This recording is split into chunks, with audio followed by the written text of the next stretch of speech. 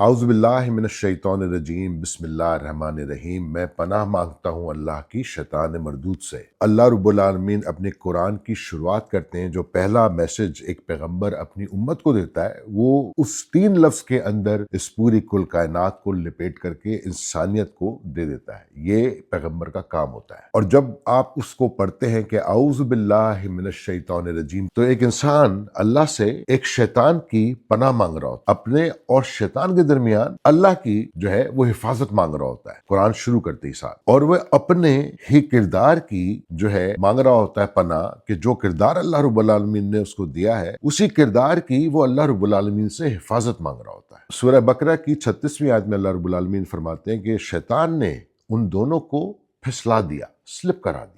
और जब अल्लाह रब्बुल आलमीन कुरान को ख़त्म कर रहे होते हैं तो उस जगह पर अल्लाह रब्बुल आलमीन कहते हैं कि कुल आऊज़ु बिरब्बिन नास, कि मैं रब हूँ, प्रोवाइडर हूँ, सबसे मालिक नास, आई ओन यू, मैं तुम्हें ओन करता हूँ, इलाह नास, and I am your creator, and I am your creator.